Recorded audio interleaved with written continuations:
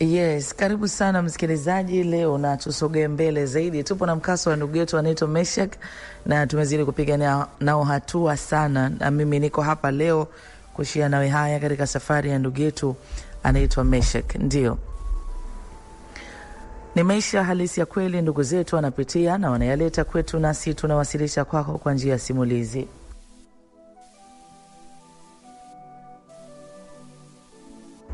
Ndio, hakika Meshak anaendelea kutueleza haya katika safari yake ya maisha katika siku njema ya leo.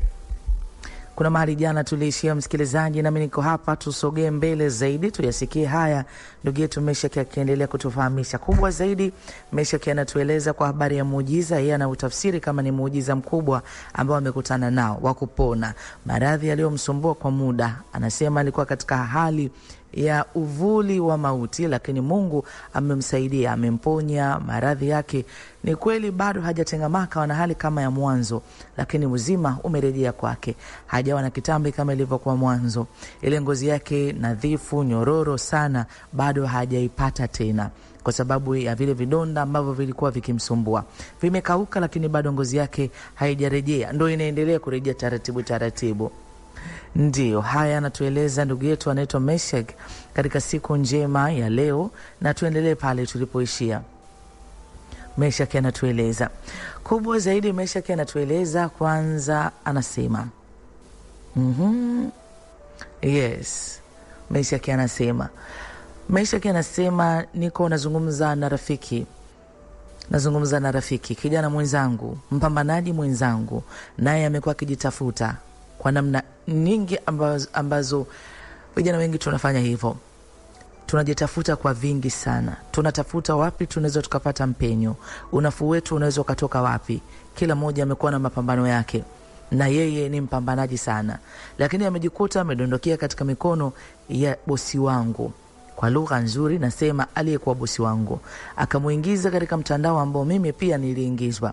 Yeye bado yuko huko, mimi namshukuru Mungu nimevuka, na yeye ametua uoga, amekuwa na hofu, mambo yamekuwa ni mengi, anajiuliza maswali mengi yasiyokuwa na majibu, lakini sikuwa na neno kubwa la kumwambia. Hauko salama, hauna bosi mzuri, na hata ukitumia miaka mingi zaidi kukaa naye hakuna chochote utakachonufaika nacho. Utaendelea kuwa muhitaji. Hakuna pesa unaweza ukasave kesho ikuwezeshe ufanye jambo fulani.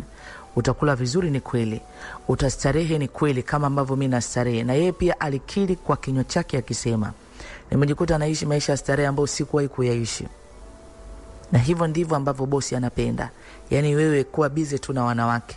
Na story nyingi utasikia nimemuona mwanamke pale. Huyu mwanamke hatari kweli kweli. Ukipata mwanamke kama huyu usiku wako unakuwa mzuri, anakutamanisha, na hata yuko tayari hata kukuletea huyo mwanamke, hakikishe anakuwa na wewe. Kwa hiyo maisha yako yanakuwa ni ya starehe. Na nikamwambia utarudi siku moja na utaanza kama navyoanza mimi. Mimi leo ni wakufuga kuku wa kuhesabu. Ni wakufuga kuku na hesabu.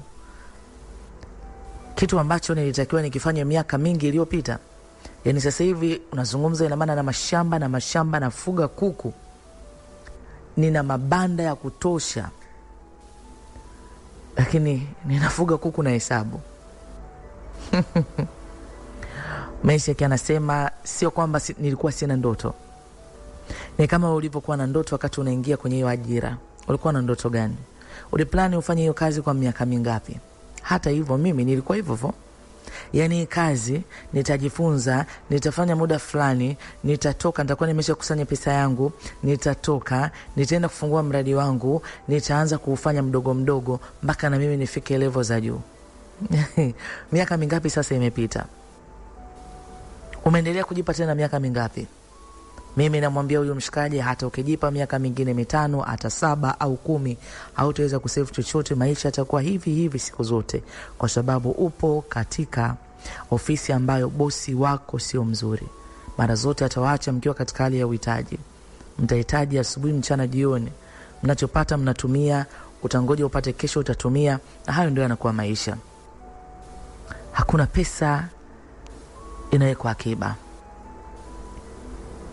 Natamani kutoka, natamani na mimi niwe huru. Nawezaje kutoka? Mawazo ya kutoka ni ya mtu binafsi, unajua. Hivi sio vitu vya kulazimishwa. Unajisikiaje ndani ya moyo wako?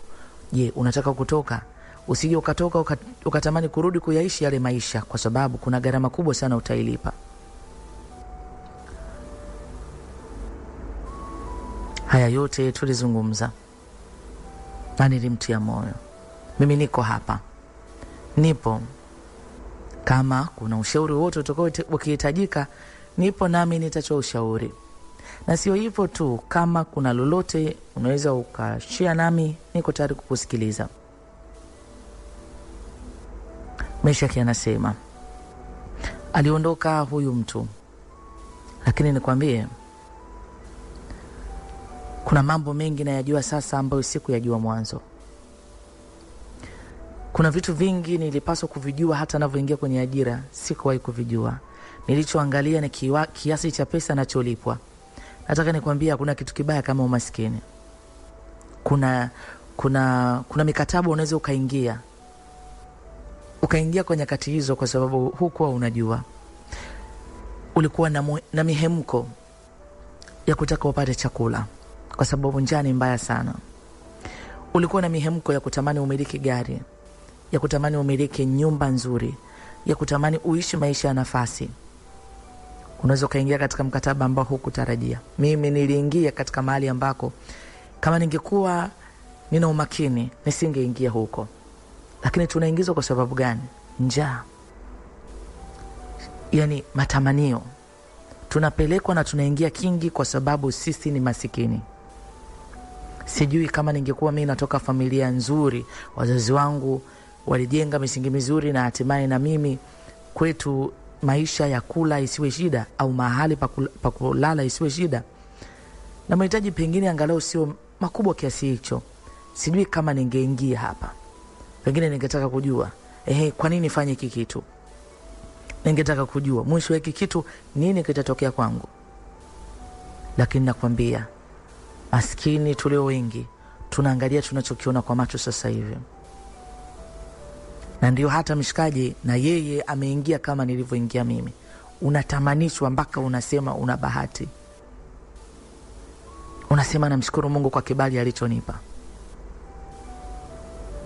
Haya anatueleza ndugu yetu mpendwa wetu rafiki anaitwa Meshaki. Meshaki anasema mimi binafsi nimefungua mlango kwa mtu yote ambaye anaweza kawa anahitaji ushauri anifikie, na naweza nikamshauri kwa mawili matatu. Taarifa za kwamba mimi nimeumwa nusu ya kufa ni taarifa ambazo sasa zimeenea na watu wanazijua. Wanajua nimeponea chupu chupu. Na kweli ukiniona utasema huyu mtu inaonekana aliponea chupu chupu. Nikikueleza muda niliopona na mpaka sasa hivi hali yangu ilivyo, utasema hakika mtu huyu aliumwa sana. Kwa namna ambavyo tunaishi katika maisha yetu, katika jamii zetu, watu wengine kuhisi hivi ni kuumwa gani huko? Mtu akonde hivi. Muangalie usoni, mabaka yake gani yasioisha? Mbona ana mabaka mengi? Hebu angalia mikono yake. Watu wengine wanasingizia, au watu wengine ni wagonjwa. Watu hawakusita hata kusema mimi nilikuwa na ambukizi ya virusi vya ukimwi. Na siwezi kuhukumu kwa hilo, kwa sababu ukiniona wewe mwenyewe utasema huyo mtu aliumwa ugonjwa gani? Kwa nini huyo mtu alikongoroka hivi? Wengine watakwambia kwamba huyu mtu alitakiwa aanze kunywa dawa baada ya kugundulika na maambukizi ya virusi vya ukimwi, hajanywa mpaka ugonjwa ulipofika mahali ukaiva. Na mwisho wa siku kinga zake zikawa chini, maradhi yakaanza kuibuka, ndo kama mnavyomuona ameponea chupu chupu. Lakini namshukuru Mungu kwa sababu hayo magonjwa yanayotajwa kwangu hakuna hata ugonjwa mmoja naoumwa. Sasa hata yanakuwa hayana maana sana kwangu. Lakini huwezi ukajitangazia kwa kila mtu. Nitapita kwa kila mtu kumwambia jamani mimi mwenzenu nilikuwa naumwa hiki na hiki, sikuwa naumwa hayo magonjwa. Siwezi kubadilisha. Wacha waendelee kunyosha vidole, lakini ukweli ninaujua mimi. Hata kama ingekuwa hivyo, kama Mungu amenipa nafasi nyingine ya kuishi, kwa nini simshukuru Mungu? Hata kama ingekuwa hivyo ambavyo wanasema, kwa sababu Mungu amenipa nafasi nyingine na sababu ya kufurahia maisha. Maisha yake anasema nikwambie nini rafiki yangu? Ni kufanya kazi. Niko na kuku zangu, naendelea kuhangaika na kuku zangu. Nina ujuzi wa kutosha kuhusu ufugaji wa kuku. Mdogo mdogo ninaendelea kusonga. Tuko na mama hapa tukisaidiana. Mamangu alizidi kunitia moyo sana, akiniambia mwanangu, Mungu yeye anaweza yote na kila mtu ana hatima yake. Kuna vitu tunaweza tukavipambania katika maisha lakini visiwe vya kwetu. Hii ni sentensi ambayo mama amekuwa akiniambia, na akiniambia mwanangu, unamshukuru Mungu katika haya, katika maisha ambayo tunaishi hapa duniani. Mshukuru Mungu una uwezo wa kujikimu kimaisha. Mshukuru Mungu kwamba unaweza ukaamka asubuhi ukaona kwamba katika ratiba yako yote ya siku Mungu amekufungulia milango, unaweza ukapata chakula wewe na familia yako. Yaani siku inakuwa tu njema. Lakini pia inapotokea unahitaji kitu fulani, labda mimi nataka kula chakula fulani, leo na feel mimi na familia yangu tule pizza, leo na feel mimi na familia yangu tuende hoteli fulani tukapate chakula. Kifika level ukaona una usafiri mzuri, una hiki, mshukuru Mungu kwa hayo. Vingine Mungu atakavyokubariki hivyo endelea kumshukuru, lakini ukivikosa visikuletee shida, visikufanye wewe uone kama sio mpambanaji au sio kitu. Tamaa ya kutamani zaidi isiingie ndani mwako. Mimi mara zote nimekuwa namwambia mama, mapito nimepita ni elimu tosha sana. Elimu nimepita ni elimu tosha sana. Wacha mimi nipambane na kuku ambao hawa kuku mimi nimemwachia Mungu. Kama Mungu aliniondolea maradhi yaliyonisumbua, ndio ambaye Mungu ataniwezesha nitafuga katika viwango vikubwa. Nikwambie, naendelea kufuga. Naendelea kufuga. Nakumbuka huyu mshikaji alinitafuta tena na akataka tuonane, na mimi nikamwambia ni sawa, na mimi mara nyingi niko nyumbani. Sio mtu sasa utanikuta niko nahangaika kwenye mabaa. Nimeumwa muda mrefu sana. Yaani nimeumwa muda mrefu. Mimi katika muda ambao niliumwa, nimekuja kupona, sikupata tena ile kiu. Unajua kuna mtu labda unaumwa unapata kiu ya pombe, yani unasikia nina kiu. Mungu alivyoniponya, aliponya vingi kwenye mwili wangu. Kitu ambacho katika hali ya kawaida sio kawaida. Kwa namna ambavyo nilikuwa na shauku ya pombe, kuna mtu mmoja ni mtumiaji wa vilevi anaweza akanielewa. Imefika level unaweza ukanywa pombe kuanzia hata saa 3 asubuhi mpaka usiku sana. Wewe unakunywa tu mpaka mwili wako, yani damu yako ishazoea pombe, alafu uje uache. Ina maana sio kitu kawaida. Ni Mungu amenisaidia. Kwa hiyo huwezi kunikuta tena kwenye mabaa. Huwezi kunikuta tena niko na yale magengi ya marafiki, kwa sababu walishaondoka tangu nilipoanza kusumbuliwa na haya maradhi. Kwa hiyo nimebaki niko na familia yangu kwa sehemu kubwa. Anatueleza haya ndugu yetu anaitwa Meshaki, msikilizaji. Tutaenda mapumziko dakika chache sana, na mimi nitarejea hapa na tutaendelea mbele zaidi. Nikushukuru sana ambao ndugu zetu wanapitia na wanaleta kwetu, nasi tunawasilisha kwako kwa njia ya simulizi. Mpendo wetu anaitwa Meshaki akitueleza haya katika safari ya maisha. Meshaki anasema mengi amepitia katika safari ya maisha.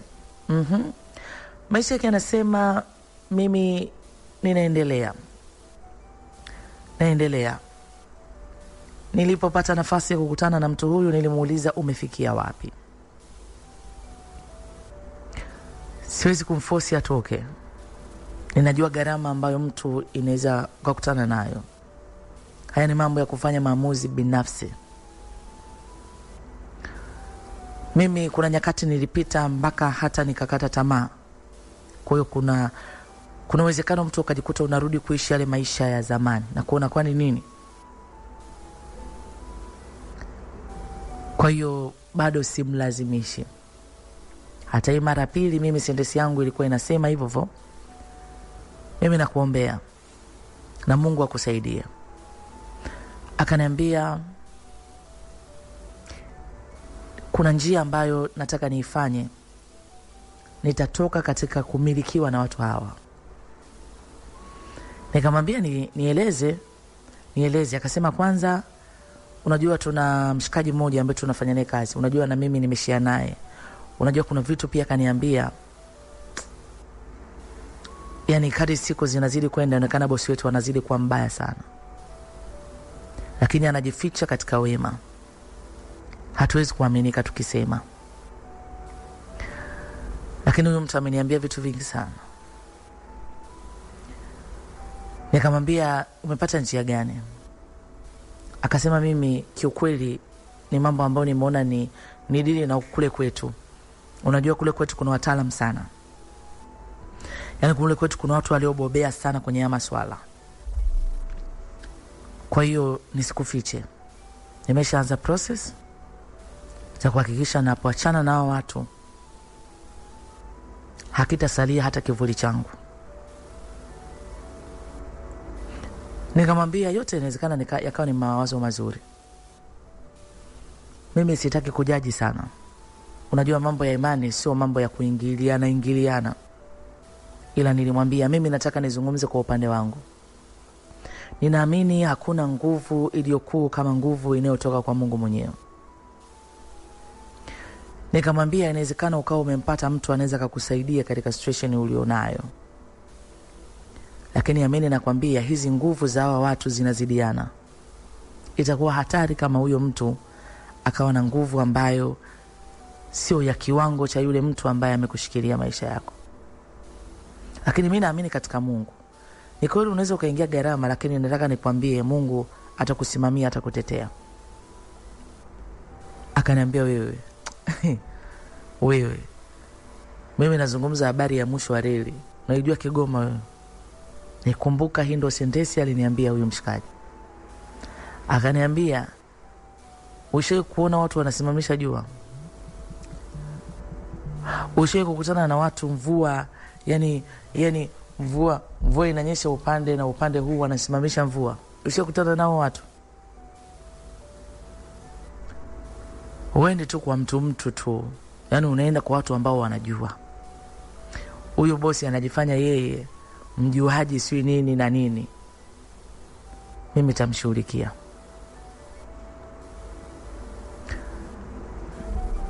Nikamwambia ni sawa.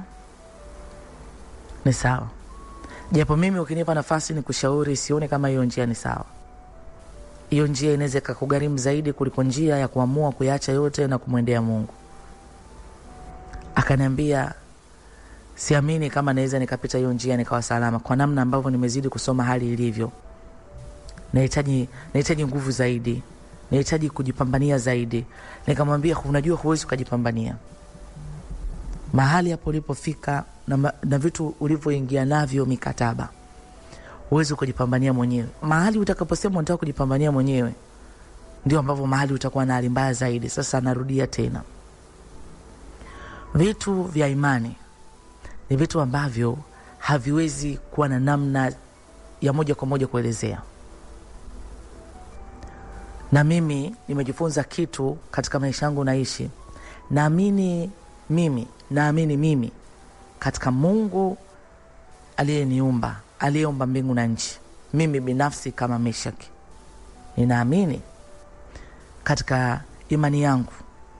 Mimi ni Mkristo. Naamini katika imani yangu. Lakini siwezi kunyosha kidole na kuanza kupinga au kumwambia wewe 1 2 3.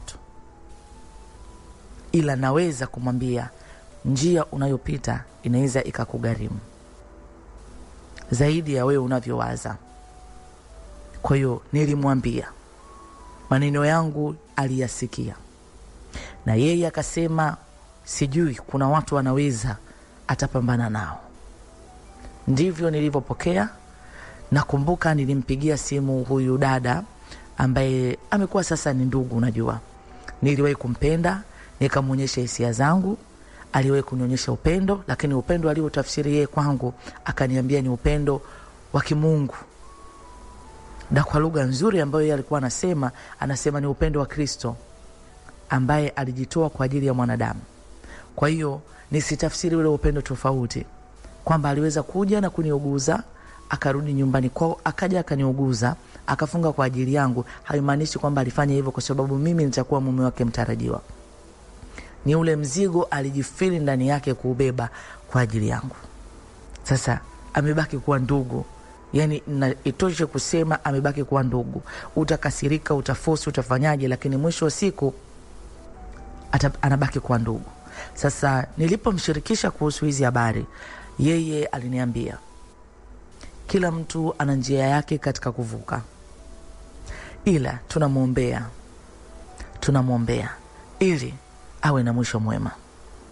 Akiniambia mwisho mwema, ina maana aje ajue ukweli kwamba mwanadamu hupaswi kwenda kuabudu miungu mingine, na Mungu ni wa rehema.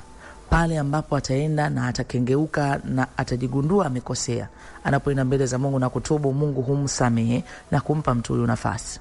Haya ni mazungumzo ambayo tulipata nafasi ya kuzungumza tena kwa njia ya simu. Aliniambia, umesikia mzigo ndani yako kumwombea, endelea kumwombea. Mimi ninataka nikwambie kitu. Unaweza ukawa unawaza mabaya kwa yule tajiri yako aliyekufanyia mambo mabaya, aliyekuharibia miaka yako mingi ambayo umemtumikia hapo kazini. Ukaanza kusema, nataka nikwambie, mimi ninamwombea huyu mtu na asifanikiwe na afilisike. Anazidi kuharibu vijana, anazidi kuwaingiza watu kwenye mastarehe. Vijana ni mwendo wa kula tu bata. Yani wewe ukiwa karibu naye anakutumia tu kwenye mambo yake. Huyu mtu kwa nini Mungu unamwacha? Huyu mtu kwa nini asife? Nataka nikwambie, watu wa hivyo hawafi. Watu wa hivyo ndo kwanza wanazidi kustawi.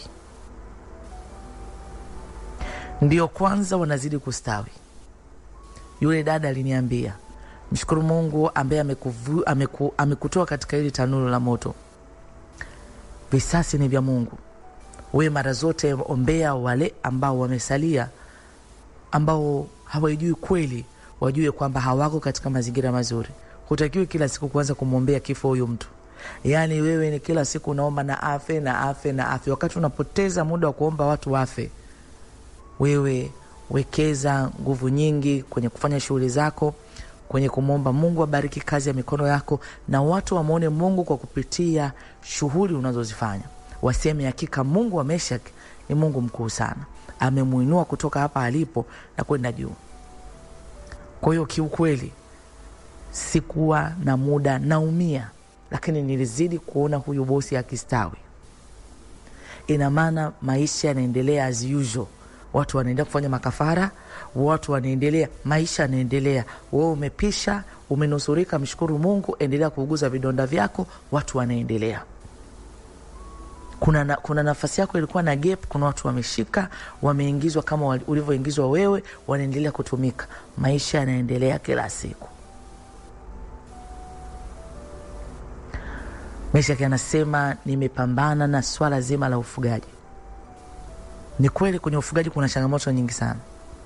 Na kama mtu unakuwa imani yako ni ile ambayo imeshikiliwa na gundi, nataka nikwambie ziko nyakati unaweza ukajikuta unarudi nyuma na kusema kuku wangu lazima niwafanyie namna. Maana kuna siku unaweza ukaamka ukakuta kuku amekufa. Lakini mimi nikwambie, Meshach, imani niliyokuwa nayo kubwa mpaka nilikuwa naombea kuku. Ushawahi kuombea mifugo yako? Ulishawahi kumwekea kuku wako, kila kuku unamwekea mkono unamwombea? Ilifika level hiyo. Nilifanya hivyo kwa sababu sikuwa na kinga nyingine yoyote zaidi ya Mungu peke yake. Yani sikuwa nayo. Mahali hapa nilipo ni Mungu tu. Yani ni Mungu tu. Wengine watakuja, sijui watamwagaiki. Mimi hapa ni maombi tu. Na nakwambia, nilianza kuona Mungu akinistawisha. Kwa macho nimeanza kuona Mungu akinistawisha. Bosi wangu mimi alikuwa ananiambia, hakuna biashara inasogea. Hatuwezi kufanya ufugaji tukafanya kikawaida. Wanaofanya kikawaida ni wale ambao wanafuga mifugo kwa ajili ya kula nyumbani. Lakini ikitoka unataka kufanya biashara, unasema nataka kufuga kwa ajili ya biashara, lazima ufanye jambo katika mabanda yako. Lazima ufanye mambo kwa kuku wako. lazima kafara zifanyike, lazima vitu vya kumwaga vimwagike. Yani wewe ni kila siku utakuwa ni mtu wa kulinda mifugo yako kwa namna tofauti tofauti. Lakini kwa macho yangu mimi Meshaki nimeshuhudia, inawezekana kuku akakua, inawezekana mifugo ikaongezeka, inawezekana ukaanza kuuza mayai na kuanza kusupply sehemu tofauti tofauti, na ukafuata kanuni za ufugaji, na ukaendelea kumwomba Mungu azidi kubariki mifugo yako, na unapopata sadaka ukaenda kumtolea Mungu sadaka ili ulinzi wa Mungu uendelee kwa kwenye mifugo yako. Nilizidi kuona nikistawi. Wale kuku walikuwa na kufa, sikuona kuku wakiendelea kufa, kwa sababu naendelea kuomba, lakini naendelea kujifunza pia elimu mbalimbali ambazo zinaweza zikasaidia mifugo ikazidi kukua na ikawa na afya njema na hatimaye ikawa na faida kwangu. Nimeshuhudia hii kwa macho. Meshaki anasema, sasa siku zimezidi kusogea sana mbele. Mimi nikwambie, masuala ya mahusiano ni kama kwangu nilipita kwenye dhoruba. Nilipita sana kwenye dhoruba kwenye eneo la mahusiano, kwa sababu nimeshakuwa na wanawake wengi sana. Nimeshawachezea wanawake wengi sana. Yani nyakati sasa mtu unawaza nimpate nani ambaye anaweza kampantana na mimi na hali niliyokuwa nayo. Sasa hata wale waliokuwa wananipenda niliwachezea. Ni kama sasa hivi unaweza kuwa na maisha fulani, unaweza ukamiliki mwanamke yote. Sio kila mwanamke anayekuja anakuja kwako kwa sababu ya tamaa ya fedha. Kuna wengine wanakuja kwa real kabisa, yani upendo wa dhati. Wanajitoa kwako, wanajitoa kwa hali na mali wako kuanza na wewe katika mazingira yoyote, lakini unawaumiza. Mimi nimeumiza wanawake wengi, na hiyo ni toba ambayo nilimwomba Mungu anisamee, kwa sababu nimewaumiza wasichana wengi. Kwa mfano, kwa habari ya kutoa wanawake ujauzito, nimeshatoa wanawake ujauzito. Yani mwanamke akiniambia na ujauzito wangu, tunagombana na kutumia pesa, naomba utoe ujauzito, naomba utoe ujauzito. Lakini niambie mimi sasa hivi nimefika katika umri. Kwa nyakati hizo niliona tu sitaki, mimi bado. Yani kuna roho inakwambia wewe bado. Sasa nyakati hizo ambazo nilikuwa na nafasi na kuna watu walikuwa wananipenda, huenda Mungu alikuwa ameniletea mmoja wapo katika lile kundi la wanawake nilowachezea, nilowaumiza. Sasa hivi niko mwenyewe, na sio kwamba sijajaribu kusema kwamba labda niwe na huyu. Hakuna mtu mwenye moyo tena wa kunipenda mimi, hayupo. Na nazungumza hivi, sizungumzi kwa habari ya kuinuka kiuchumi, kwamba wanawake walifuata kwangu uchumi. Nataka nikwambie, hata katika nyakati ambazo nilikuwa nikianza kufanya kule kazi, nikiwa ndo bado naendelea kujitafuta, kuna mwanamke alinipenda sana. Kuna mwanamke alijitoa kwenye maisha, yani alijitoa maisha yake kwangu sana. Mwanamke ambaye unaweza kukutana naye na ukamwambia, mimi hapa sasa hivi unavyoniona sina kiasi, nahitaji issue fulani, akasema, mpenzi wangu tutapambana. Kwa shughuli ndogo huyo mwanamke alikuwa anafanya, alinipa, hii hapo utatumia kwa ajili ya nauli. Mtu ambaye alinipenda, yani alinipenda, lakini nilifanya nini? Nilimuumiza mtu huyo. Nilimuumiza kiwango kikubwa. Watu kama hawa sasa hivi kwenye maisha yangu hawapo. Mimi kama kijana nimejifunza hichi kitu sana. Ziko nyakati unaweza ukachezea mioyo ya wanawake, ukaona kwamba ni wao wananipenda, so what? Ukaishia kuwatumia kimwili. Ukawa na huyu, ukawa na huyu, ukawa na huyu. Huyu ukamtoa ujauzito, huyu ukasema sikutaki. Tena kuna wengine mimi nilikuwa nakwambia no. Tumemalizana. Mimi na wewe tumemalizana. Mimi sikutaki. Wako niliwatamkia kwa kinywa changu hayo maneno. Walilia mbele yangu na kuniambia, Meshaki usinifanyie hivyo, mimi nakupenda sana. Usinifanyie hivyo Meshaki, mimi nitakufa. Naambia wewe, hebu niondokee kwanza. Nenda zako huko. Unanipenda mimi ni babako. Yani eti utakufa kwa ajili yangu, nenda zako. Lakini kumbe ni watu ambao walikuja na kunipenda kwa dhati. Hiyo nafasi ambayo unayo sasa hivi, unabadilisha wanawake, leo unabadilisha huyu, kesho huyu, unanifiri fahari. Nataka nikwambie, zitafika nyakati unamhitaji mtu, unajifiri upweke, unahitaji mtu ukutane naye akukubali, atulie na wewe, na utakuwa unakutana na kila mwanamke ambaye hana utulivu. Kila unayekutana naye anakuwa nawe kwa ule muda upo naye. Akiondoka hapo anaenda kuwa na wengine. Wale wanawake waliokuwa waaminifu, wale waliokupenda sana, waliokusikiliza, waliokuvumilia katika nyakati zozote zile, hawatakuwa ipo tena. hautawaona tena. Na utabaki ukisema wanawake hawapo. Sio kwamba hawapo. Hakuna mwanamke wa kuoa kizazi hiki. Sio kwamba hayupo mwanamke wa kuoa kizazi hiki. Wako watu umewajeruhi mioyo.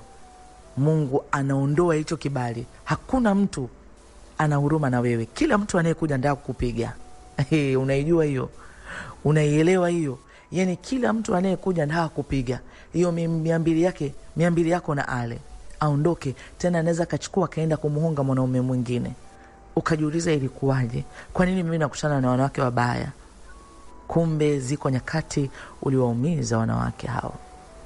Mimi nikwambie, ninakiri na kusema ninastahili kupita haya. Na nimekubali kulipa gharama. Ninamapproach msichana, anaonekana naelewa, kesho nagundua na mwanamume mwingine. Na anakuambia live, ndio. Bila kujali unajisikiaje, utapokeaje. Ni nyakati za kuumia moyo. Unaumiza watu mioyo leo. Nataka nikwambie majira yako yanakuja. Tena yanaweza akawa mabaya zaidi ya hao wewe unaowafanyia hayo. Upweke upo na unaweza kukugharimu sana. Anatueleza haya ndugu yetu anaitwa Mesha. Anatueleza haya mengi ndugu yetu anaitwa Mesha katika safari yake ya maisha. Na tukiwa tunaendelea kusonga mbele, msikilizaji, inayo sababu sana ya kukukumbusha miaka 11 EFM tunaendelea kusherekea, na hizi ni sherehe kubwa sana. Miaka 11 tangu matangazo yetu yalipoanza kuruka live. Sio umeanza kutusikiliza lini, lakini tangu ulipoanza kutusikiliza na tukawa ni familia, tunaliheshimu hilo sana. Tutazidi kukujuza mengi katika kuendelea kusherekea miaka 11 EFM. Nini tumeandaa zaidi kwa ajili yako kwa misimu tofauti tofauti, tutaendelea kukujuza pia kabisa. Ndugu yetu anaitwa Meshek akitufahamisha haya mengi katika safari yake ya maisha. Meshek anasema ninaendelea. Napenda kusema hii sentensi kwa sababu nilizidi kuona kuendelea kwangu. Sijastaki mahali pamoja. Kwa nini nasema ninaendelea? Naendelea. Mabadiliko ya kiafya kwangu yamezidi kuwa makubwa sana. Lakini zaidi pia nazidi kuona hatua katika kazi zangu za mikono. Naendelea vizuri. Na hata mabanda yalizidi kuongezeka. Na ndio maana napenda kusema naendelea vizuri. Tulishauriana na mama kwa ukubwa sana, na hata nikawa na shamba langu. Nikasema huko nitaenda kuwekeza zaidi kuwekeza, japo kuna kiasi cha pesa kilikuwa kinahitajika. Nina nyumba yangu ambayo nilijenga, na hii nyumba nilipangisha. Kwa hiyo pia ilinisaidia na kunipa kipato. Na katika vitu ambavyo mamangu alizidi kunisisitiza sana, aliniambia, mwanangu, Mungu akikupa kibali, na ni maombi yangu Mungu akupe kibali, akupe mke sahihi. Katika majira kama haya, hivi vitu unavyovifanya, ukipata mtu sahihi, mkashikamana, mtafanya kitu na mtasogea mbele. Unamhitaji mwenzio. Mama alikuwa akizungumza hiyo sentensi, namwambia mama, naamini wakati wa Mungu utafika. Nitakutana na aliye sahihi. Sijui. Yaani sijui. Nitakutana naye. Nyakati ambazo watu walikuwepo sahihi. Sasa hivi ndio naangaika kutafuta mtu sahihi. Maajabu na ya kushangaza. It's okay. Lakini yote juu ya yote, maisha yanaendelea.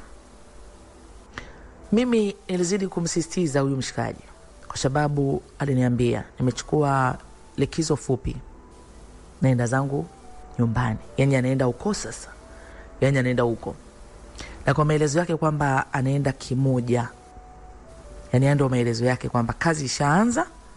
Yaani watu walishaanza kufanya kazi, na kuna waganga na wataalamu wengi, lakini ukizungumza habari ya mwisho wa reli huko unaambiwa sio kispoti. Unaambiwa huko kuna waganga, mwisho wa reli huko unaambiwa hao wakusimamisha jua. Ushaikusikia hiyo? Unasema Sumbawanga. Unaambiwa huko wenyewe Kigoma, wako wenyewe huko, wewe unaambiwa ni noma. Maisha yake anasema sifa nyingi sana nimeambiwa kuhusu huko. Sawa. Kila mtu ana choice yake. Unajua, unaweza mzuia mtu mzima ambaye ameshafikisha umri wa miaka 18 na kuendelea zaidi ya kumshauri. Na ndivyo ambavyo mimi nilimshauri na alienda. Niliendelea na ratiba zangu za maisha. Eneo hili ambalo nilikuwa na mipango ya kuweza kuliendeleza, Mungu alitufungulia mlango na nikajenga mabanda.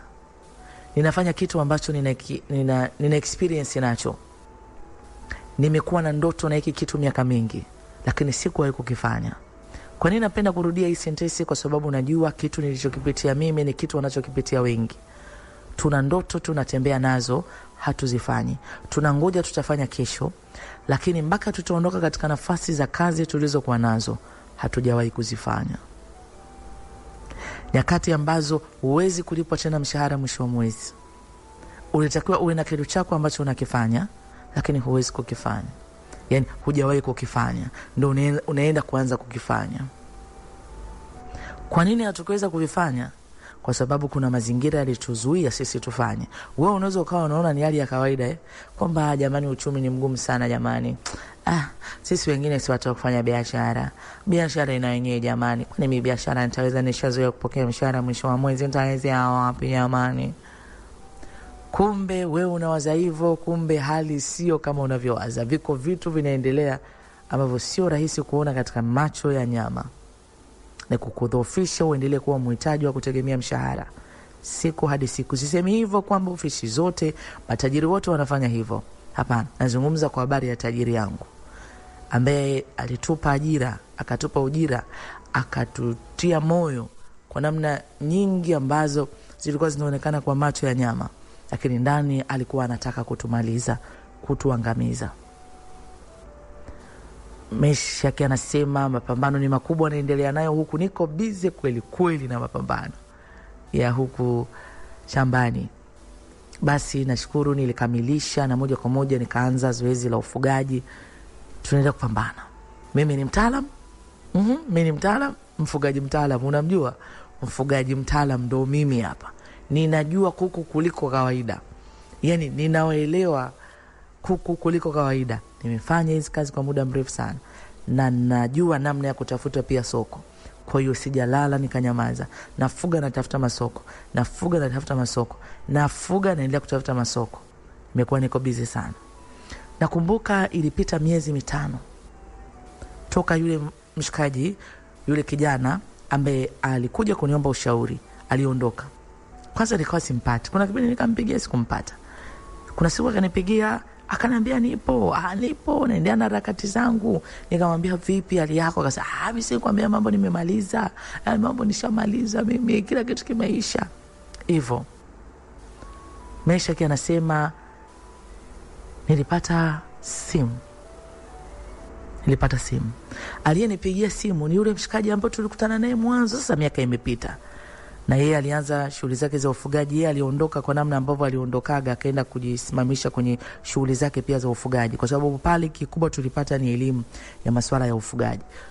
Na bila shaka unamkumbuka mtu huyu ambaye aliniambia na kushauri Mesha, hata kama ukiniuliza unatakiwa kuacha kazi lini, nitakwambia sasa hivi. Yani sasa hivi, andika barua, ndani ya saa 24 unaacha kazi. Hakuna sababu ya kujiuliza maswali. Unachokitafuta utakipata hapo. Na alinitia moyo sana. Yeye ndo alinipigia mimi simu. Niambie vipi? Nikaambia naendelea kupambana. Sasa kuna mteja pia mmoja aliniunganisha. Nikamwambia yule nimefanya naye kazi vizuri sana. Akasema bwana, nimekupigia, kuna jambo moja bwana nimelisikia. Nikamwambia jambo gani? Akasema tajiri yako. Nikamwambia nini tena? Akaniambia hivi, amje kuonana ana kwa ana.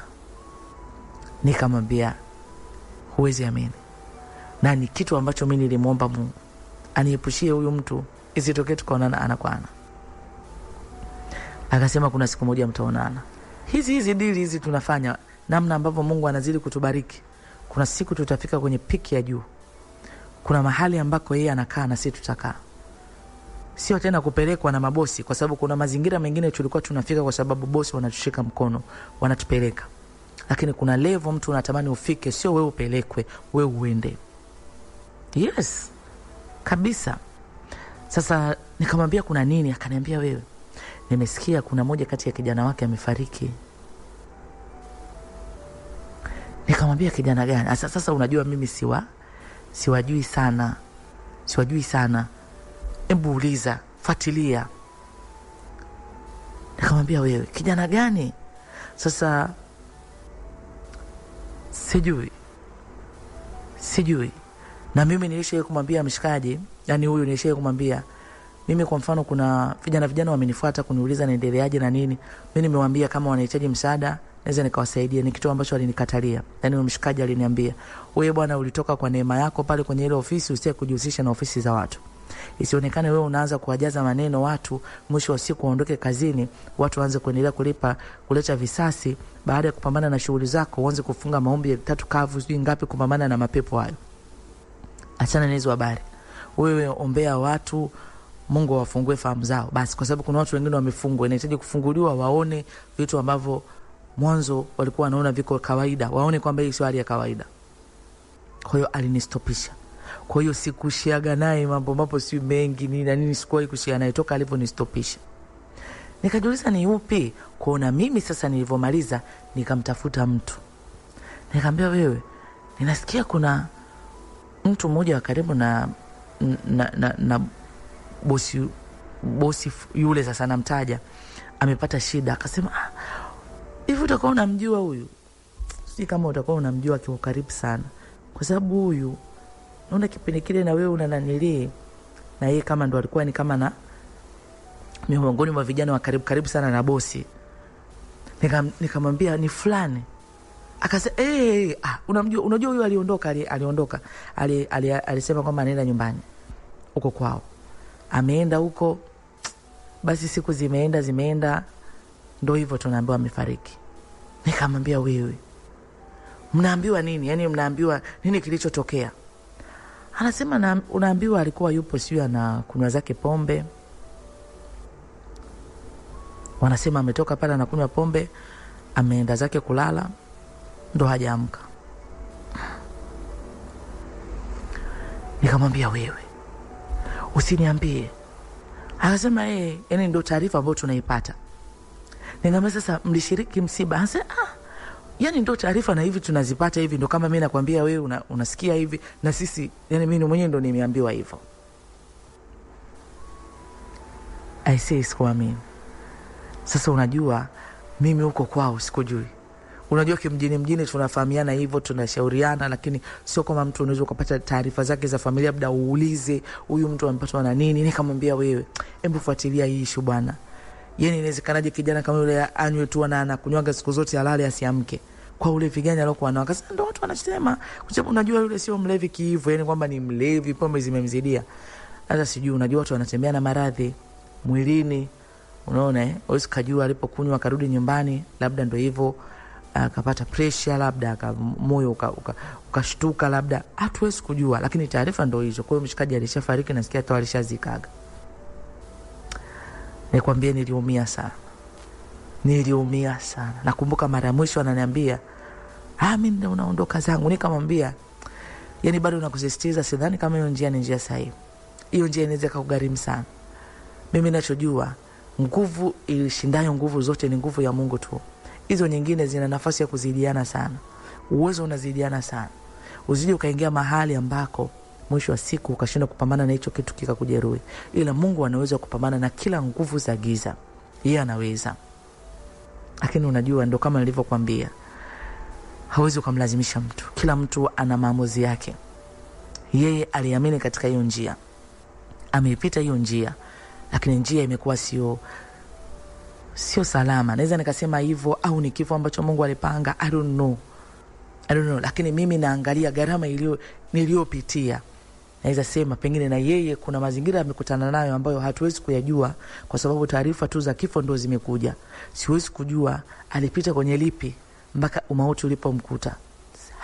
Siwezi kujua, kwa sababu yule kaka tulikuwa tunafanya naye ambaye alikuwa ni bosi wangu, na yeye ilitokea hivyo. Yani papo mtu unapatwa maradhi, papo unaambiwa una shida fulani, unaanza kuona maluelue, unaanza kuota ndoto za ajabu, mara unaona maluelue, mara umekata.